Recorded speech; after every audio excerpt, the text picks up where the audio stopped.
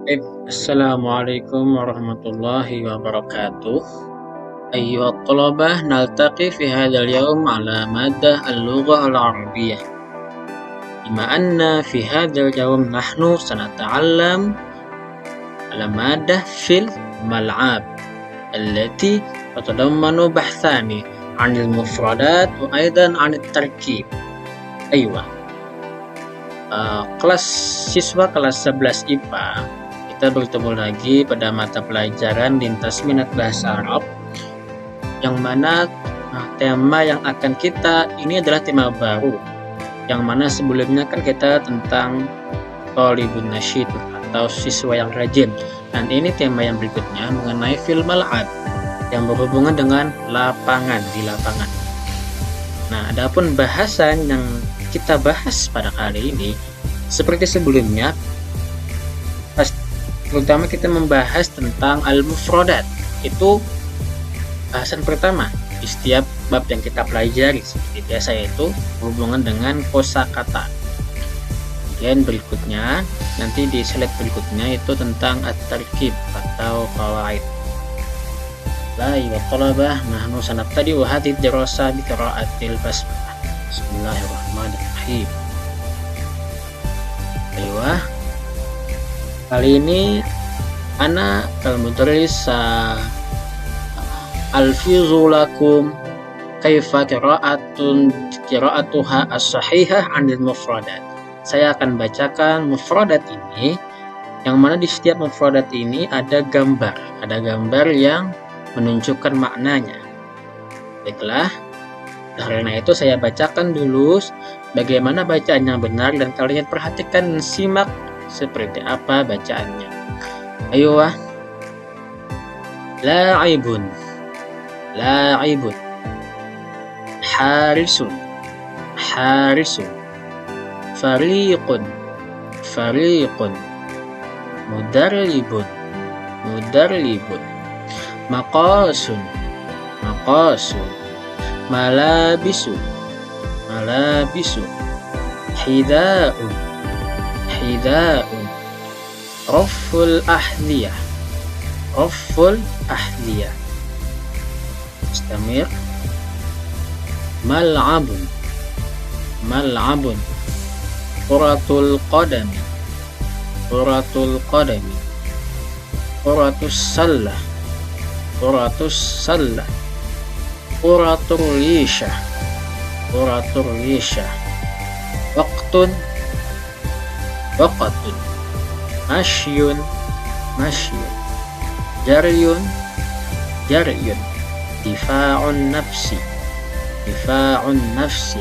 Nah, itulah tadi bacaan mufradat yang berhubungan dengan di lapangan. Misalnya kita lihat di sini quratul qadami. Jelaskan ini dari gambar ini menunjukkan bahwa ini adalah sepak bola. Quratus salah misalnya, ini apa? Jelaskan, basket. Kalau ini quratul lisyah, badminton. Ini apa? Ini masyun, ada ini jaryun. Kalau ini dari gambarnya ini menunjukkan tentang berlari, sedangkan masyun ini menunjukkan tentang berjalan. Ya, itu tadi al-mufradat yang berhubungan dengan fil mal'ab. Kalau ada dari gambar itu yang kalian tidak mengerti artinya, kalian bisa tanyakan kepada bapak sendiri atau kepada temannya yang mengerti arti dari mufradat yang tertera di slide ini. Baiklah, kemudian kita lanjut pada tema yang berikutnya, yaitu tarkib atau qawaid. Mana di sini ada 3 tabel. Ada isim, ada idhofah. Baiklah, kita terlebih dulu kita lihat not atau catatan atau penjelasan mengenai apa sih tabel ini. Nah, tarkib yang pada kali ini yang dibahas itu berbicara tentang idhofah atau kata majmuk. Idhofah itu apa? Idhofah itu dalam bahasa Arab adalah gabungan dari 2 isim atau kata benda, isim dan isim. Ketika digabung maka menjadi idhofah. Lalu isim yang pertama disebut mudhof. Yang mana isim yang pertama yaitu contohnya la'ibun, la'ibu atau la'ibatu, mal'abu, hida'u, quratu. Kolom yang pertama ini adalah isim yang pertama atau disebut juga dengan mudhof. Kemudian isim yang kedua adalah mudhof ilaih. Yang kolom yang pertama ini adalah mudhof, kolom yang kedua ini adalah mudhof ilaih. Misalnya contohnya la'ibu ini mudhof, kemudian la al-quratu ini adalah mudhof ilaih. Ketika digabung menjadi la'ibatul qurati. La'ibatul qurati. Asalnya kan yang pertama la'ibu atau la'ibatu. Kemudian yang kedua adalah al-quratu. Isim yang pertama adalah la'ibu.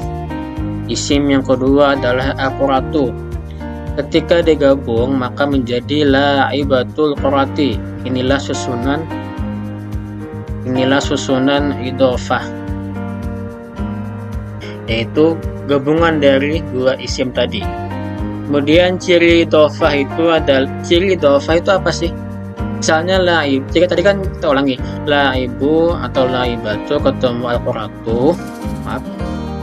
al-quratu maka menjadi la'ibatul qurati. Kemudian inilah idhofah tadi. Kemudian apa sih itu idhofah? Ciri idhofah itu adalah isim pertama tidak boleh ada tanwin. Contohnya la'ibu, la'ibatu ini kan isim pertama. Mal'abu, hida'u, quratu tidak boleh dibaca la'ibatun, mal'abun atau hida'un atau quratun. Tapi ketika dia menjadi mudhof maka tanwinnya wajib hilang, tidak ada. Jadi la'ibatu, mal'abu, hida'u, quratu. Kemudian isim yang keduanya ini ketika digabung juga maka barisnya harus menjadi kasrah. Yang asalnya al-quratu maka menjadi al-qurati. Misalnya la'ibu al-quratu menjadi la'ibul qurati atau la'ibatul qurati.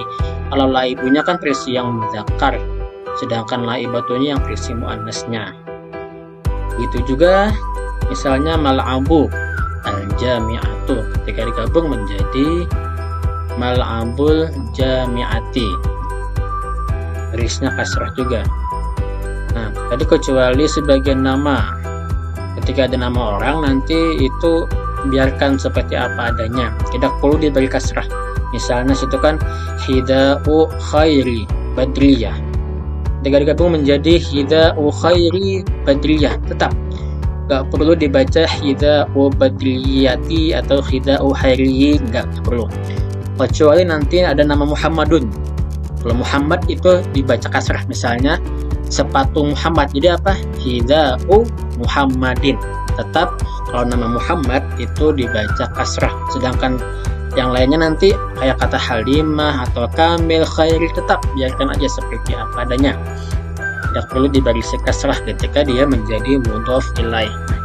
Itu tadi kesimpulan mengenai idhofah ini. Intinya adalah idhofah itu adalah tadi gabungan dari dua isim. Isim yang pertama disebut mudhof, sedangkan isim yang kedua adalah mudhof ilaih. Jika digabung maka kata pertama tidak boleh bertanwin, isim yang pertama tidak boleh pakai tanwin, dan isim yang kedua atau mudhof ilaih wajib barisnya kasrah. Misalnya mal'abul jami'ati. Baiklah, kita lanjutkan. Nah, ini contoh-contohnya. Nah, ini tadi ada dua tabel. Ini tabel yang pertama, ini tabel yang kedua. Di setiap tabel itu ada 3 kolom. Kolom pertama, kolom kedua, kolom ketiga. Kolom pertama, kolom kedua, kolom ketiga. Kolom yang pertama berbicara mengenai subjek atau muftada yang telah kita bicarakan. Hadza, dzalika, Hasan, ana, anta, huwa, hadza, dan dzalika. juga hadihi tilka hasanah, ana anti hiya hadihi tilka itu adalah subjek atau mubtada. Sedangkan kolom yang kedua dan kolom yang ketiga, kolom yang kedua dan kolom yang ketiga ini adalah predikat, yang mana temanya sini adalah mengenai idhofah. Jadi dua kolom, ini kolom yang pertama, kolom yang ketiga, kolom yang kedua, kolom yang ketiga, kolom yang kedua, kolom yang ketiga ini adalah predikat atau predikat ya, sekaligus juga menjadi idhofah karena dia tergabung dari dua isim. Nah, dari dua kolom, dua tabel ini, kalau yang pertama ini tabelnya bentuk muzakkar, kalau yang kedua ini bentuknya muannas. Karena subjeknya ini kan hadza dzalika hasan, ini laki-laki, maka oleh karena itu juga predikatnya atau khabarnya itu wajib bentuknya juga laki-laki, ditandai dengan tidak adanya. Kita lihat, kita fokusnya pada ini ya, kolom yang kedua, bukan kolom yang ketiganya. Bila kolom yang keduanya ini muzakkar, maka berarti bila kolom yang pertama dan kolom yang keduanya muzakkar, maka itu berarti muzakkar. Kalau kolom yang kedua yang satu ya, kolom yang pertamanya muannas dan kolom yang keduanya juga muannas, maka itu disebut muannas. Adapun yang ketiganya ini tidak mempengaruhi kata sebelumnya. Yang kita perhatikan itu adalah kolom baris pertama dan kolom baris kedua. Jika dia muzakkar, maka kolom yang keduanya pun muzakkar. Jika dia muannas, maka kolom yang keduanya pun juga muannas. Misalnya kita gunakan kata hadza mal'abul jami'ati. Ini susunan muzakkar. Kenapa muzakkar? Karena hadza ini laki-laki. Mal'abun disebut muzakkar karena tidak ada ta marbutah. Al-jami'ati, kenapa barisnya kasrah? Karena dia menjadi karena dia tadi adalah sebagai mudhof ilaih. Mal'abu, kenapa bukan mal'abun? Karena dia menjadi mudhof. Hadza mal'abul jami'ati.